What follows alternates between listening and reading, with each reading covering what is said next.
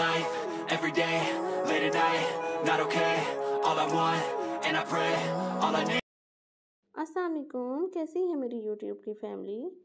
ठीक ठाक, खैरियत से। तो जनाब, रमज़ान कैसा गुज़र रहा है? अल्हम्दुलिल्लाह। आज कितने रोज़े गुज़र गए हैं और यकीन करें टाइम का बिल्कुल पता नहीं चल रहा। हम लोग अक्सर कहते हैं कि टाइम बहुत जल्दी से गुज़र रहा है।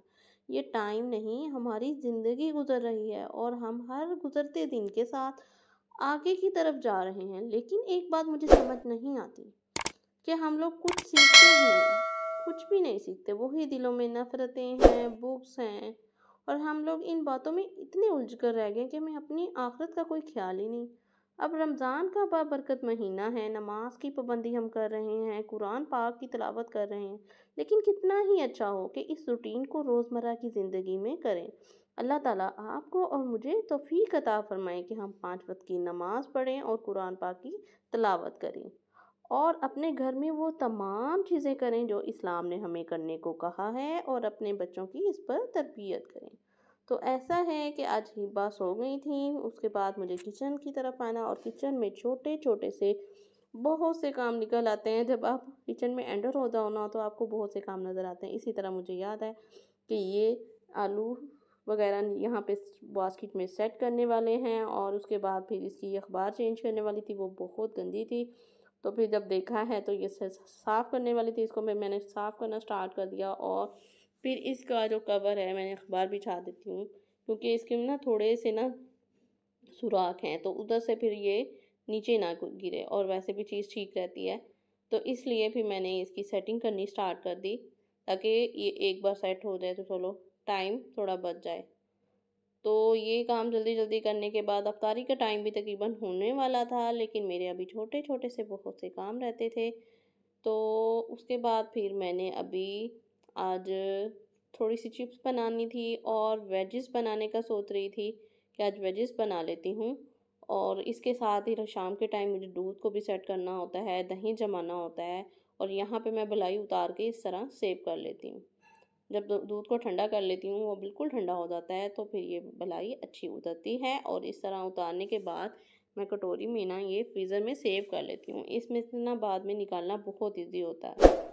और वेजिस की तैयारी करनी मैंने स्टार्ट कर दी, पानी जल्दी से रखा, और फिर इनको स्पैगेटी को मैंने बॉयल करने के रख दिया, और वेजिटेबल्स मैं काट चुकी थी, तो बस अब जल्दी जल्दी रेडी करनी थी। तो यहाँ पे मैंने स्पैगेटी पहले रख दी, ताकि फिर ये बॉयल हो जाए, बाकी काम बाद में भी हो जाएंगे।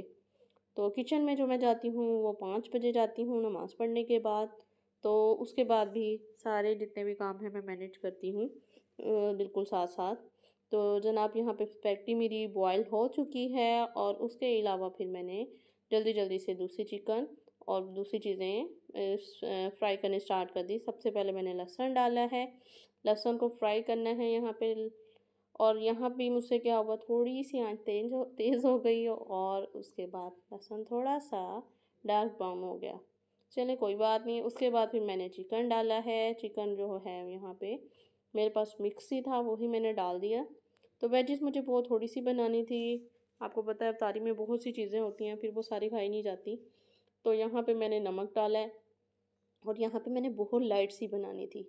तो इसमें मैंने ना तिक्का मसाला मेरे पास ये पड़ा था, ये थोड़ा सा ऐड किया था लाइट सी, इसलिए कि मैंने हिबा को खिलानी थी, तो इसलिए मैंने बहुत कम मिर्च डाली कि हिबा खा लें। तो योगर्ट डाला। तो अगर आपने भी ये बच्चों के लिए बनानी है तो आप इस तरह लाइट सी बना सकते हैं। तो लाइट सी जो है बच्चे शौक़ से खा लेते हैं। और फिर उसके बाद शिमला मिर्च डाली है और गाजर डाली है, और इनको अच्छे से फ्राई करूँगी। और चिकन को अच्छे से गलाने के लिए ना इसमें मैं थोड़ा सा ना बाद में पानी डाल के थोड़ा सा पानी डाल के इसको कवर कर दूँगी, कि अगर चिकन थोड़ा सा कच्चा है। और इसी तरह मेरी जो ये सब्ज़ियाँ मैंने वेजिटेबल्स डाली हैं, ये भी थोड़ी सी सॉफ्ट हो जाएंगी। तो जनाब, यहाँ पे इसके बाद मैंने पानी डाल के इसको कवर कर दिया।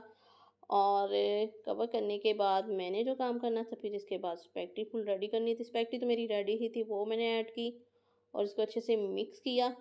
तो मिक्स करने के बाद इसमें जो ऐड किया, मैंने सोचा कि इसमें थोड़ी सी सॉसेस डाल देती हूँ, क्योंकि इसमें टेस्ट भी अच्छा लेके आना है। तो सॉसेस में यही है, सोया सॉस, सिरका, और उसके बाद मेरे पास पास्ता सॉस नहीं थी, तो मैंने उसकी जगह केचप ऐड कर दी थी। केचप भी बहुत मज़े का टेस्ट देती है। तो ये दोनों चीज़ें डाली और उसके बाद केचप ऐड की।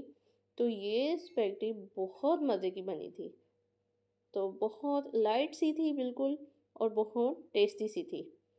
तो ये जी जनाब मेरी स्पैगेटी बिल्कुल रेडी हो गई है। तो अगर आप क्विक रेसिपी बनाना चाहते हैं कि आपके पास टाइम भी कम है और बच्चों के लिए, तो आप ये जल्दी से रेडी कर सकते हैं। और उसके अलावा मैंने चिप्स बनानी थी, तो उसके लिए मैंने आलू कट करने स्टार्ट कर दिए। चिप्स थोड़ी सी ही बनानी थी और फ्रूट्स मैंने कट कर लिए थे फ्रूट चाट के लिए। और फ्रूट चाट में ना मैं थोड़ी सी ना किशमिश डेली ऐड करती हूँ।